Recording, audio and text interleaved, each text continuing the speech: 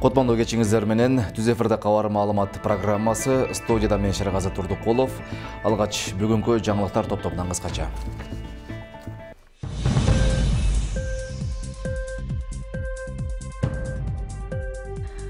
11 ноябрдан тарта Бишкек жана Ош шаарларындагы бардык мектептер окуусун онлайн баштайт. Окуучунун милдети кандай? Андан кийин класс жетекчиликке кандай милдети, аны киргиздик. Мыйзамсыз жолдор менен камакка алынып, түрмөдө адилетсиз отургандар боштондукка чыгарылат.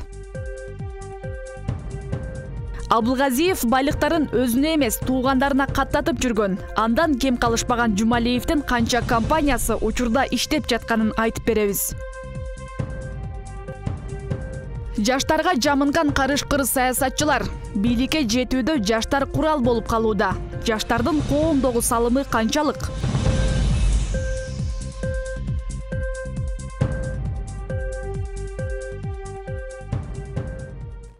Илдеттен улам адам өлүмү күнүнө катталып жатат. Бүгүн дагы 3 өмүр илдеттин курмандыгы болду.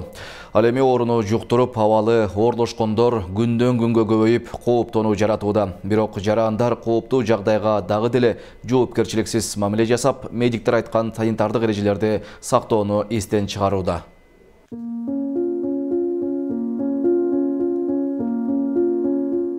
Жугуштуу инфекциянын кесепетинен адам өлүмү күн сайын катталып жатат. Өткөн суткада да коронавирустан Кыргызстан боюнча 3 адам көз жумду. Каза болгондордун басымдуу бөлүгү Бишкек шаарында катталууда. Бүгүн да Борбордон 2, Ош облусунан 1 бейтап оору менен алышып жатып каза болду. Өлкөдө коронавирустун курмандыктары 1185 адамга жетти. Анын ичинен 580 Бишкек шаарынан үзүлгөн. Каза болгондордун аймактар аралык статистикасы. Бишкек шаарында 580, Чүй облусунда 144, Ош облусунда 87, Ысык-Көл облусунда 83, Ош шаарында 68, Нарын облусунда 65, Жалал-Абад облусунда 65, Баткен облусунда 58, Талас облусунда 35. Өлкөдө илдет жуктуруп, абалы оорлошкондор күн сайын көбөйүүдө. 9 ноябрдагы статистикага салыштырмалуу бүгүн абалы өтө оор делгендердин саны 10 адамга көбөйгөн. Коронавирус жуктургандардын ичинен 3444 бейтап ооруканада дарыланууда. Алардын 56-сы канааттанарлык абалда, 2259-у орточо оор абалда, 988-и оор абалда, ал эми 141-и өтө оор абалда жатат. Кечээден бери эле дагы 570 кишиден ковид табылды. Көпчүлүгү Бишкек жана Ош шаарларында катталган. Ошондой эле Талас менен Ысык-Көл облустарынан 5 медиктин оору илештирип алганы аныкталды.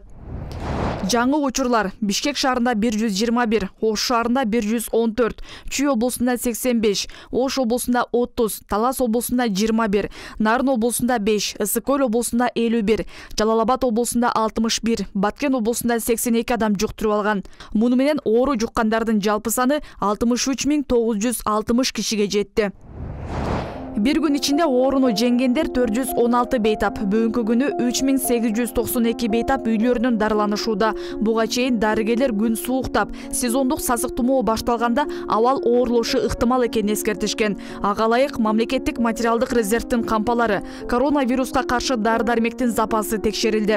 Текшерүүнүн натыйжасында дарыканаларда коронавируска каршы дары-дармектин 2-3 айлык топтому бар экени маалым болду. Айжамал Олжобай кызы, Кыялбек Мурзахматов, 7 канал, Ош.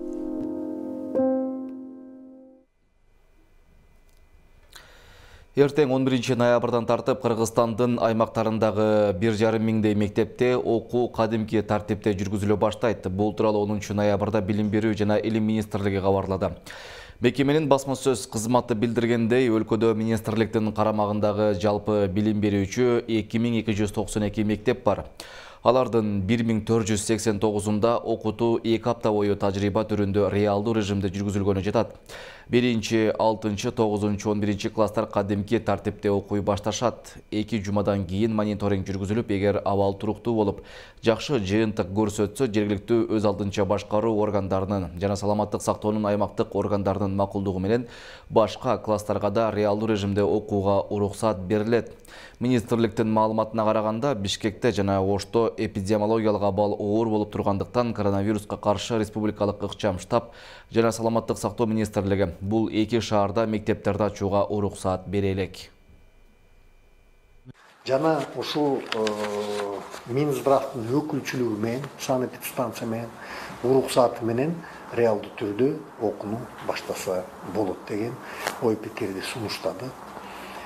Бул инструкцияны вебинар катарына каникул мезгилде ар бир билим берүү жетекчиге жеткиздик. Ар бир кызматка, этапка инструкцияны жиберилди. Инструкция боюнча биз окуучулардан баштадык. Окуучунун милдети кандай, андан кийин класс жетекчиники кандай, милдети аны киргиздик. Андан кийин жалпы орто билим берүү жетекчилеринин милдетин карадык.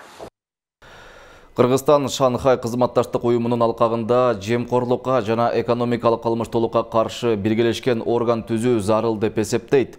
Мындай сунушун 10 ноябрда Шанхай кызматташтык уюмунун саммитинде президенттин милдетин аткаруучу өкмөт башчы Садыр Жапаров билдирди. Уюшкан кылмыштуулук, коррупция жана экономикалык кылмыштар боюнча маселелердин актуалдуулугуна байланыштуу Кыргыз тарап Шанхай кызматташтык уюмуна мүчө мамлекеттердин экономикалык кылмыштарга каршы органдарынын жетекчилеринин кеңешмеси түрүндөгү механизм түзүүнү сунуш кылат. Коронавирус пандемиясына байланыштуу быйыл Шанхай кызматташтык уюмунун саммити видеоконференция форматында өтүп жатат. Жыйында уюмда быйыл төрагалык кылуучу мамлекет Орусиянын президенти Владимир Путин алып барууда. Путин Жапаровдун сунушун колдоп, экономикалык кылмыштарга каршы биргелешип иштөөнүн маанилүүлүгүн белгиледи. Мурдагы саламаттык сактоо министри Космосбек Чолпонбаевдин жүрөгүнө операция жасоо керек. Бул тууралуу саламаттык сактоо министрлигинин башкы кардиологу профессор Акбай Сарыбаев тастыктады.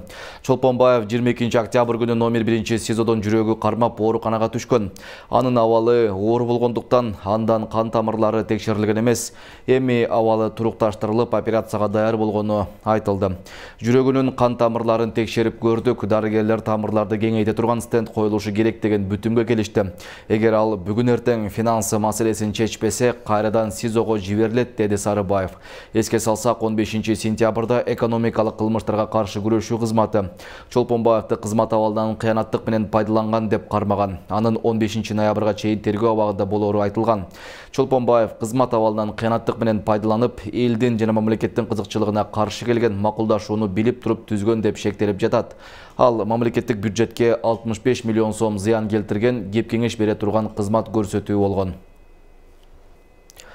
Мыйзамсыз жолдор менен камакка алынып, түрмөдө адилетсиз отургандар боштондукка чыгарылат. Бул тууралуу премьер-министр жана президенттин милдетин аткаруучу Садыр Жапаров Нарын шаарында милиция кызматкерлерине турак жай берип жатып билдирди. Анын айтымында, учурда ревизия иштери жүрүп жатыптыр. Мындай демилге коомчулукта колдоо табууда. Себеби жылына абак жайларында жаза өтөп жаткандарды каржылоо үчүн 1 миллиард сомдон ашуун каражат коротулат. Анын үстүнө түрмөлөрдө адилетсиз отургандардын саны көбөйүп, орун калбай калган. Каражатты үнөмдөп адилетсиз отургандарды бошотуу маселени чечмек дешет эксперттер. Темага кабарчыбыз Мээрим Ташыбекова токтолот. Кыргызстанда жаза аткаруу мамлекеттик кызматынын карамагында жалпысынан 27 жаза өтөө жайлары бар. Алардын 11-и түзөтүү колониясы, 10 жатак абагы, 5 тергөө абагы, 1 түрмө. Бул мекемелерде 6000 эркек, 300 аял жана 30 жашы жетелек өспүрүмдөр жаза мөөнөтүн өтөп жатышат. Бир адамга жылына 20-30 миң сомдун тегерегинде акча коротулат. Түрмөдө жаткан адамдын чыгымы бюджеттен кеткен тамагына 120 сом. Түрмөдө жаткан. Ошол эле мезгилде пограничниктерге биздин чегарачылар, биздин коопсуздукту сактай турган эң жогорку деңгээлде баягы камсыз боло турган пограничниктер бүгүнкү күндө 70 сом алат. Мисалы алар паёка, алар деген чегарада жүрөт, тиякта жүрөт, биякта жүрөт, ошолорго 70 сом берет. Бул күлкүнүчтүү нерсе да. Ошон үчүн чегарачыларды абдан эбегейсиз камсыз кылып туруп, түрмөдөгүлөрдү азайтып, бюджеттин чыгымын азайтып тиякты көбөйтсө ошондо туура болот. Абакта отургандарды тамак аш, кийим-кече, дары-дармектер менен камсыз кылуу үчүн жылына бюджеттен 1 миллиард сомдон ашуун каражат коротулат. Андыктан жаза мөөнөтүн өтөп жаткандардын санын кыскартуу зарылдыгы курч турат.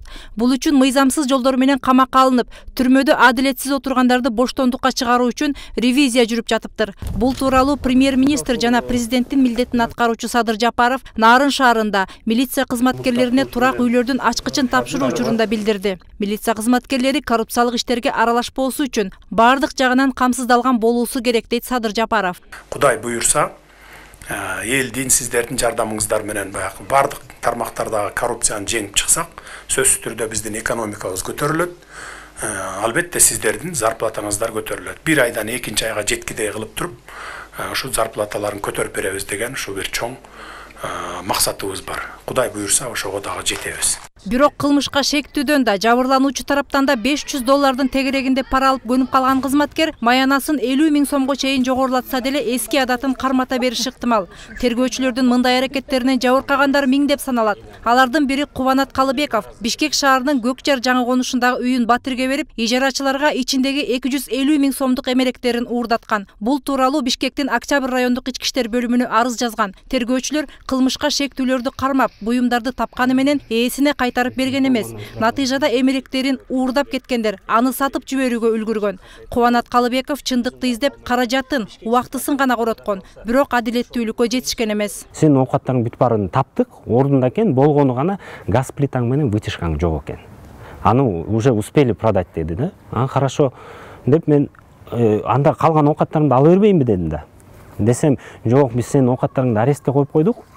Эгер сен оокаттарың жоголуп кетсе, анда ошондо соттолуп кетишет деди да, баягы сатып алуучулар. Октябрьский сотко кайрылдым. Октябрьский сот следовательдердин, тергөөчүлөрдүн ишин мыйзамсыз деп чыгарып берди да. Ушул эмеге чейин 5 жолу алмашты да тергөөчүлөрдүн эмеси, 5 жолу бири-бири менен алмашып, кайра тиге отуруп, бияка отуруп, эч кандай бир эмеси жок. До сих пор эме боло элек да, эч кандай. Кубанат Калыбеков Бишкектеги Октябрь районунун тергөөчүлөрү кылмышка шектүүдөн пара алып, ишти унуткаруу үчүн убакытты создуктуруп жатат деп күмөн саноодо. Мындай колу таза эмес тергөөчүлөр жалпы укук коргоо органдарынын аброюна көө жаап келет. Орган кызматкерлерин паракорчулуктан арылтуу үчүн катуу жазаларды колдонуу керек дешет эксперттер. Буларга, органдарга айлыкты көбөйтүш керек. Айлыкты көбөйткөндүн аркасы менен кылмыш иш кодексине өзгөртүү киргизип туруп, буларга жоопкерчилик катуулатыш керек.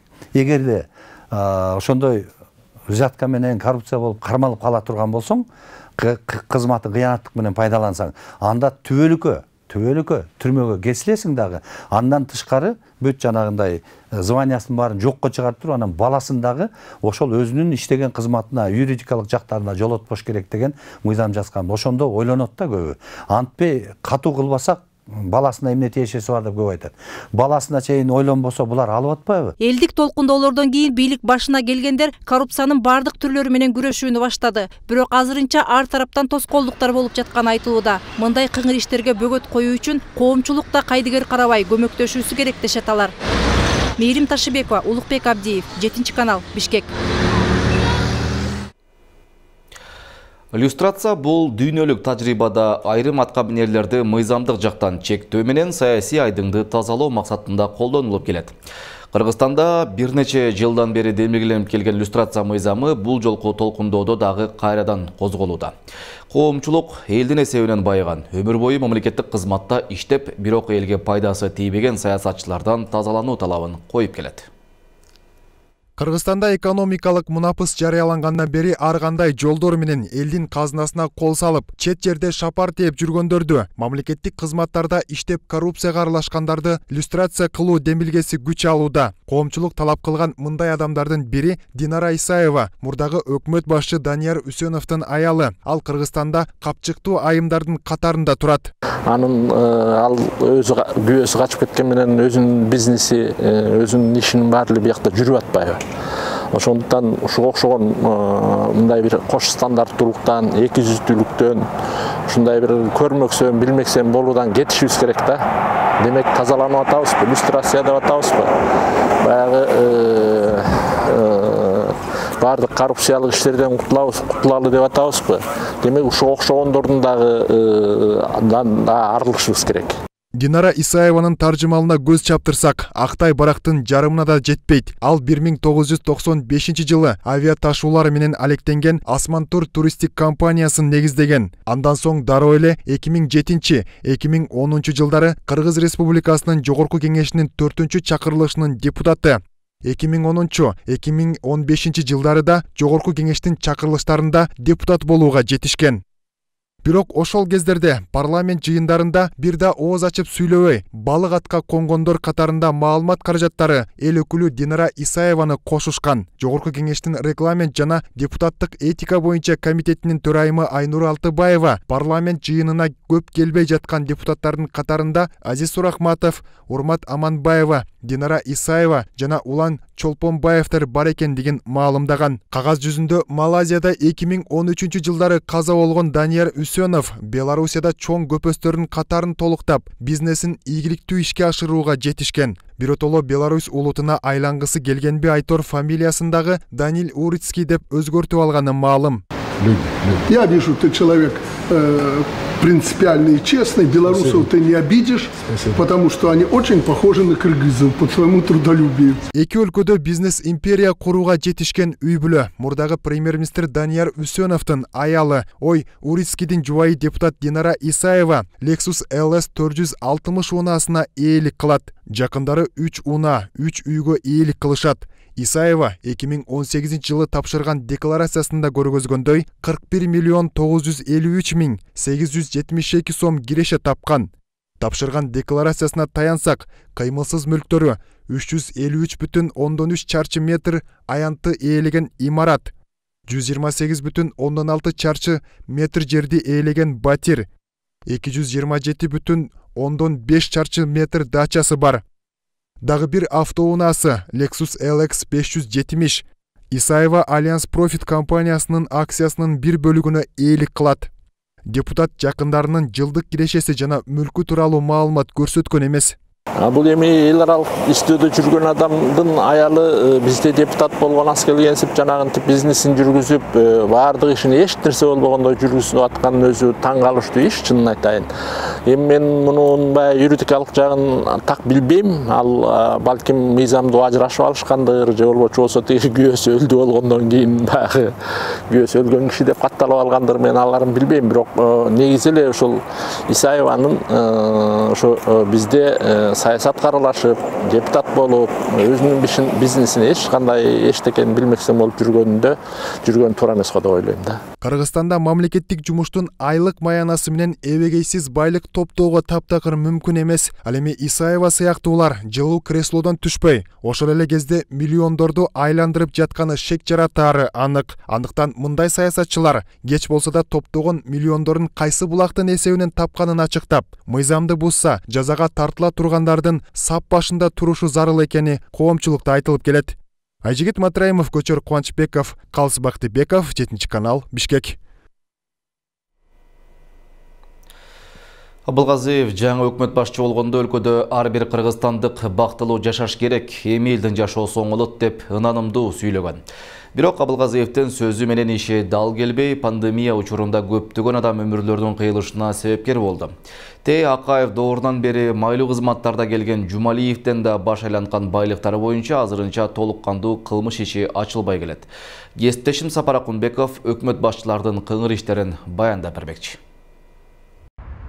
Өкмөт башчы Мухаммедкалы Абылгазиев Кыргызстандын тарыхында эң кедей өкмөт башчы болуп калды. Анын декларациясында үй жайы, унаасы да жок. Абылгазиев бир жылдын ичинде 509.190 сом каражат тапса, анын жакындары 14.000 сомдон ашыгыраак гана акча тапкан. Бирок Абылгазиевдин толтурган декларациясы жалган экенине күбө болдук. Анын эсепсиз байлыктарын тизмектеп көрдүк. Абылгазиевдин жубайы Чолпон Абазбекованын мүлкү. 2005 жылы чыгарылган Lexus GX 470, 2 унаа токтотуучу жай жана Малдыбаев көчөсү 3-2 дарегиндеги батир. Активинде 600.000 сомго 52 жылкы, 880.000 сомго 22 уй жана 2.096.000 сомго 524 баш майда бодо малга ээ болгон. Жакын туугандардын 278 чарчы метр үйүнө 2 унаа токтотуучу жай кошулган. Жакын туугандарынын кыймылдуу жана кыймылсыз мүлктөрү. Чүй облусунун Сокулук району контур номер 74 дареги боюнча айдоо аянты Азизбек Абылгазиевдин бир тууганына катталган. Чүй облусунун Сокулук районундагы Манас айылындагы Разные көчөсүндөгү турак жай эмес жай Азизбек Абылгазиевге катталган. Көкжар конушундагы Көкжайык көчөсүндөгү турак үй эжеси Кундуз Абылгазиеванын атына катталган. Кочкор районунун Дөң Алыш айылындагы айдоо аянты Орто Ноолу участогы иниси Калыйнур Абылгазиевдин атына катталган. Кочкор районунун Дөң Алыш айылындагы айдоо аянты Кара Ой номер 179 участкасы Калыйнур Абылгазиевге катталган. Жогорку Орок айылындагы туракчай имараты Соодонбек Абылгазиевге катталган. Кочкор районунун Дөң Алыш айылындагы Сарай Ирису участкасы Абылгазиев Адилетке катталган. Бишкек шаарындагы Түндүк көчөсүндөгү турак үй Абылгазиева Сайкал Калыйнуровнага катталган. Мухаммед Калый Абылгазиевдин эң бай жээни Асыл Калыйнурович Абылгазиев 1980-жылы туулган. Ага Азумбаев көчөсү номер 165 дарегиндеги жер тилкеси катталган. Курулуп жаткан бул аянтта Асыл Абылгазиев Залкар Строй инжиниринг курулуш компаниясы жана башка жеке адам бардык батирлерге жана турак эмес жайларга ээлик кылышат. Эске салсак, буга чейин ошол эле жерде объекттин курулушу Мастер Групп курулуш компаниясы тарабынан жүргүзүлмөк. Алы Токтоналиева көчөсүндөгү 6А үй 4 батир катталган. Малдыбаев көчөсүндөгү 3 турак эмес жай. Ысыкөл районунун Чоктал айылындагы Эрденеев көчөсүндөгү 2 жер тилкеси. Чоктал айылындагы Кадыров көчөсүндөгү номер 97 үй. Лев Толстой көчөсү 79 дарегиндеги 2 кабаттуу имарат. Асыл Абылгазиев 2007 жылдан бери ээлик кылат. Чоң Сарыой айылындагы курорттук аймакта жайгашкан Акмарал пансионатындагы премиум класстагы коттедж. Сухомленов 36 дарегиндеги имарат, гараж, унаа токтотуучу жай, Босери айылындагы курорттун аймактагы жер тилкеси. Белгилей кетсек, Асыл Абылгазиевдин негизги активдери 2017 жылы алынган. Коронавирус илдети чыккандан тарта эле Абылгазиев баштаган өкмөт мүчөлөрү илдеттин алдын алууга 100% даярбыз деп элди ишендирип келишкен. Бирок Абылгазиевдин айткан сөздөрүнүн баары калп болуп чыгып, миңден ашык жаран илдеттен улам каза тапса, дары-дармек, медициналык аппараттар жетишсиз болуп, элдин көкөйүнө көк таштай тийди. Чет өлкөдөн келген 700 миллион доллар кайда корогону белгисиз болуп, бул боюнча эч бир өкмөт мүчөсү отчет берген эмес. Апрель айларында оору катуу күчөгөн маалда булар чынында даяр эместигин көрсөттү. Март айынан баштап дүйнөлүк коомчулукта бир мамлекет менен экинчи мамлекеттеги баягы аба каттамдары токтоп, изоляцияга калган учурда баягы элге керектүү дары-дармектер, жанагы сапаттуу тесттер, лабораториялык жабдыктарга тийиштүү мол химиялык каражаттарды 2 эсе 3 эсе кымбатка алып калышты да. Мына ушул жерде дагы толгон токой бул коррупция жатат. Ал эми анын жакын туугандары ушул эле мезгилде 14 000 сом гана иштеп тапкан жана аянты 183 метр квадрат болгон батири гана бар болгон. 2017 жылдын декларациясында ал биринчи вице-премьер-министр кызматын ээлеп турганда 2 миллион 367 000 сом киреше тапкан. Анын 4 миллион 166 000 сомдук мал жандыгы болгон. Жакын туугандарынын аянты 278 чарчы метр болгон үйү болгон. 2018 жылы премьер-министрдин кирешеси 826 461 сомду түздү. 2019 жылы май айында Мухаммед Калый Абылгазиев КТ Мобайл мобилдик операторун түзүп, бажасы Иманкадыр Рысалиевдин уулу Эрназар Иманкадыр уулун компаниянын орун басары кылып, ал 94 000 сомдук айлык алып турган. Иманкадыр Рысалиевдин КТ Мобайл компаниясына жетекчи болгону көпчүлүктү нааразы кылган. Чымчыла келгенден кийин Рысалиевден ошол компания түзүптүрбү? Bir tuğan ağası, bacası, bir tuğ otursun ошол жерде. Менер иштеген ошол жагалар бекен. Кыйын балдар көп адамдар. 3 дипломду жүрөт ошол жерде. Охранага жарабай. Айтөрсөк, көйгөйдөгү көп. Абылгазиев тапкан байлыктарында өзүнө каттатпагандыктын сыры бар. Эгерде ага карата кылмыш иштери ачылса, баары өкмөттүн балансына алынып калмак. Бул жагынан алганда ал акылдуулук кылган сыяктуу. Ал эми мүлктөрү боюнча маалымат берип, баарын өзүнүн ак эмгеги менен тапканын айткан. мындан улам алып сатар иши менен алек болоорун да жашырбаптыр. Мүлктөрү боюнча сотто да далилдей ала турганын айткан. Өзүмдүн элимен жеримен кетейин деген оюм да жок. Эч кандай мыйзам бузууга барган эмесмин, ошон үчүн мен бардык суроого жооп берүүгө даярмын. Абылгазиевден ашса ашып калышпаган Жумалиев да бар. Ага карата финансы полициясы мыйзамсыз паюу беренесинин негизинде териштирүү иштерин жүргүзүп, гоин, таатан соода борборлорун тинтүүгө алышкан. Жумалиев эч кандай коррупциялык иштерге аралашпаганын айтып актанып келет. Намын 34 компания регистрация болгон экен, ошонун бүгүнкү күндө 9-у калды. Калганын баары жабылып бүттү. Мыйзам баарына бирдей иштесе, Жумалиевке окшогон байлар, ондогон байлар бар. Мультимиллионерлер бар. Булардын байлыгы кайдан келди? Кандай таристе байып алды булар? Бул мунун баары мыйзам чегиндиликтене турган болсо, бул ондогон ошол коррупционерлердин аттары мындай шардана болот да. Эл билет, Кыргызстан кичинекей мамлекет, элдин баары билет. Ким кандай байыганын, кандай булактар аркылуу байлыктары келгенин, мыйзамдуу байдуу, мыйзамсыз байдуу, мунун баарысын эл билет. Мухаммедкалы Абылгазиев жана Кубанычбек Жумалиев экөөнү өлкөдөн чыгууга тыюу салынган. Коомчулук тарабынан эки атка минерди жоопкерчиликке тартуу талабы күч болууда. Сапар Акунбеков, Көчөр Кубанычбеков, 7-канал, Бишкек.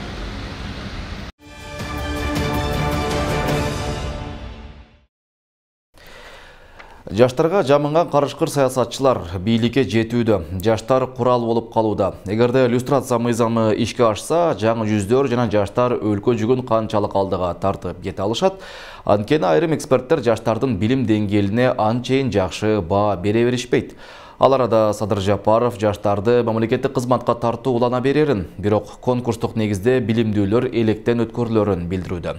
Бүгүн эл аралык жаштар күнүн утурлай кыргыз жаштардын коомдогу жана саясаттагы ордуна токтолдук.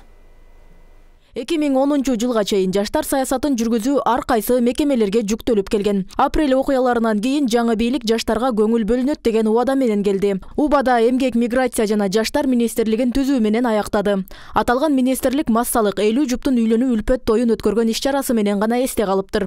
2015 жылы парламенттик шайлоодон кийин бул министрлик дагы жоюлду. Ошондон бери спорт жана дене тарбия агенттигинин аталышына жаштар сөзү кошулуп, жаштар саясатын жүргүзүү агенттикке жүктөлөт. Мында жалпысынан жаштар иштери боюнча 60 кызматкер иш алып барууда. Аталган агенттиктин ишмердүүлүгү дене тарбия жана спортко басым жасалып, жаштар багыты четте калууда деген сын пикирлерден арылбай келет. Андыктан президенттин алдында жаштар үйүн же коомун түзүү сунушу бир канча жылдардан бери көтөрүлүп, бирок колдоо таппай келүүдө. Мисалга өлкө боюнча 2 гана мэрияда, Ош жана Жалал Абадта бюджети чечилген жаштар комитети бар. Алар шаар казынасынан каржыланат. Башка шаарларда мындай комитеттер байкалбайт. Өзүнчө бир президенттик алдында түзүлсө, ошол алып барса, ошол эффективирээк болот эле деп элем. Министрлик десек деле ал туура эмес. Министрдин саны көбөйтүп, агенттик деле, мисалы агенттик болуп туруп деле азыр көп иштерди алып барса болот. Учурда жаштар саясатта чоң мааниге ээ болуп турат. Коомчулук иллюстрация мыйзамын жаш, жаңы жүздөрдүн бийликке келүүсүн күтүүдө. Анткени менен эксперттер бул мүмкүнчүлүктөн жаштар туура пайдалана албай жатышат деген пикирде. Алар ач айкырык салып жеңишке жеткен менен аягында чоң саясатчыларга курал болуп алданып калгандыгын жүйө келтиришет. Буга жаштардын билим деңгээлинин төмөндүгү жана күчтүү кадрлардын жоктугу себептешет. Билими жок, ошондой болуп атат да. Билим сапаттуу болсо, терең билим алса, анан өзүнүн да ой жүгүртүүсү, өзүнүн көз карашы, өзүнүн чечими болуш керек. Бирөөнү эчебеш керек да. Көрөт атасызбы? Ошол өзүнүн көз карашы, өзүнүн чечими болбогондуктан каяктагы саясатчы анан бир-эки лидерлер дешип атат да аларчы. Ошолор менен соодалашып, анан мен мондай сизди колдоп барамын, сиз мага деп коет. Каяктан болуп атат ал? Кантип эле бир креслону берип койсун ошол уралаган лидер же болбосо саясатчы. Ал өзүнүн кызыкчылыгы. Анан жаштар ошентип алданып атпайбы? Андыктан иллюстрация мыйзамы ишке ашканы менен жаш кадрлар арасында билимдүүлөр аз болуп, кайра эле туңгуюкка алып келбейт деп эч ким кепилдик бере албайт. 5-6 эле лидерлер, партиянын лидерлери, анан саясатчылар ошо жаштарды курал кылып келет да. Анан ошо жана мен айтпадымбы, эскиден сабак алыш керек да, жаштар да ойлонуш керек да. Ал эми президенттин милдетин аткаруучу премьер-министр Садыр Жапаров жаштарды мамлекеттик кызматка тартуу иштери улана берерин билдирди. Бул тууралуу 10 ноябрь эл аралык жаштар күнү менен Кыргызстандын жаштарын куттуктоо сөзүндө айтылат. Ошондой эле жаштардан инновациялык долбоорлорду, демилгелерди күтөөрүн белгилеген. Буга чейин да эл менен жолугушууларында жаштар бийликке кызматка тартылаарын, бирок баары конкурстук негизде билимдүүлөр гана тандалаарын кошумчалаган болчу. Ар качан жаштардын демилгелерин, инновациялык долбоорлорун колдоп беребиз жана мамлекеттик кызматка жаштарды тартууну улантабыз. Өлкөдөгү болуп жаткан адилетсиздиктин, максатсыз кадамдардын, мыйзамсыз иштердин алдына бөгөт коюп, бийликтен адилеттүүлүктү талап кылган дагы биздин жаштар болду. Кыргызстандын өсүп келе жаткан жаш муундарынын арасында дүйнөдө чоң ийгиликтерге жетишип, бийик чокуларды багындырган жаштардын аз эмес экендиги бизди кубандырбай койбойт. Эсиңиздерге сала кетсек, өлкөдө 6 миллион калктын 2 миллиондон ашыгын жаштар түзөт. Ошондой эле сыртта жүргөн эмгек мигранттарынын көпчүлүк бөлүгү да жаштар. Роза Акматжан кызы, Мирзат Нуманов, 7 канал, Ош. Манасчылык өнөр Гиннестин рекордтор китебине кирет. 12 ноябрда Бишкектин Борбордук аянтында Дөөлөт Сыдыков 12 саат бою тынбай манас айтуусу күтүлүүдө. Бул иш-чара эртең мененки саат 9:00дөн кечки 9:00га чейин созулушу мүмкүн. Учурда манасчы Дөөлөт Сыдыков күч топтоп даярдык көрүп жатыптыр. Иш-чараны бир гана 7 канал 12 саат бою үзбөй тартып, Facebook жана YouTube'дагы баракчалар аркылуу чагылдырат.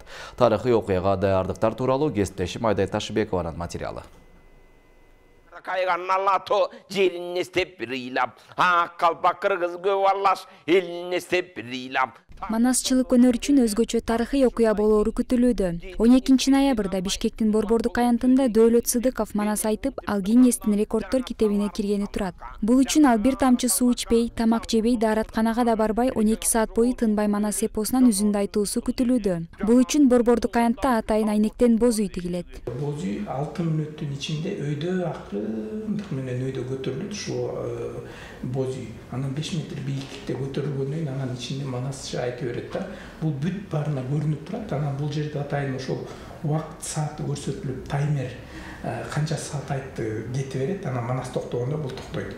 Бул жерден болсо онлайн көрсөтүп турабыз, түз эфир үзбөй. Мындай саамалыкты ишке ашыруу идеясы жөн жерден келип калган жок. Манасчы Дөөлөттүн түшүндө аян берилген. Андан соң ал уюштуруучуларга кайрылган. Иш-чаранын максаты жөн гана эпосту Гиннес китебине каттатуу эмес, Борбордук аянтты аруулантуу. Гиннестер рекорд китебине киргенин буга чейин дагы мисалы якуттар 4 саат 26 секунд баягы өздөрүнүн часушкасын айтып катталгандар болгон экен. Анан азыр биздики бул манас бир гана кыргыз элине таандык, кыргыздар гана манас айтат. Анан муну менен катталсак биз 130 тилге ошол эмени которот да. Баягы биз эмне үчүн манас рекордтор китебине эле катталып коесуңар деген маселени көп коет атпайбы? Бул жерде дүйнө жүзүнө манасты жайылтуу десек болот да.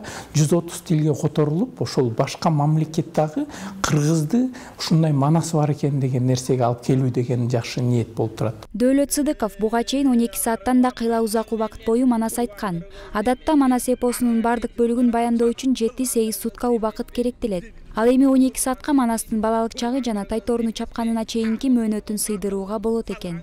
Учурда Дөөлөт Сыдыков бул үчүн өзүн бардык жактан даярдоодо. Буга чейин деле биздин Дөөлөт Сыдыков манасчыбыз 12 саат андан ашык айткан күндөрү да болгон экен, тынбай токтобой. Анан Кудай буйрса жакшы ниетте турабыз. 12 ноябрь күнү 13-үндө караган күнү Кудай буйрса Генске ошонча видео тартылып, үзбөй түз эфирде мына 7 каналдагы Кудай буйрса көмөк көрсөтүп жардам беребиз деп турушат. Иш-чара дарыгерлердин көзөмөлүндө өтөт. Ошондой эле манас айтаардан мурда жана айтып бүткөндөн кийин андан каналары күтүлүүдө. Себеби бул алдыдагы иликтөөлөр үчүн чоң тема дешет уюштуруучулар. Уруңан кыргыз эмеспи, ала тобашын жер кылдым. Жердеген кыргыз эмеспи, телегейин тең кылдым. Манас айтууга кызыккандар Борбордук аянтка келип онлайн видео аркылуу көз чаптыра алат. Ал эми Борбор калаага келүү мүмкүнчүлүгү жоктор теледен же интернет тармактарында көрө алышат. Иш-чараны башынан аягына чейин түз эфирде үзбөй тартып чагылдыруу укугу бир гана 7 каналга берилген. Бул үчүн 7 каналдын YouTube жана Facebook баракчаларына катталуу керек. Айдай Ташыбекова, Улукбек Абдиев, 7 канал, Бишкек.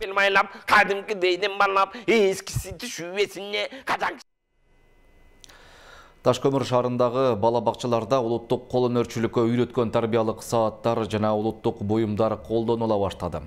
Алгачкылардан болуп бул демелге Теңдик айылындагы балдар бакчасында ишке ашууда. Аймактагы белгилүү уус чебер Нарестелер үйүнүн жамаатын кол өнөрчүлүккө үйрөтүп, имараттын бир бөлмөсүн улуттук колоритте жасоого киришти. Жаш муунга Кыргыздын улуу мурасын аздектөөнү үйрөтүү башкы максат дешет уюштуруучулар.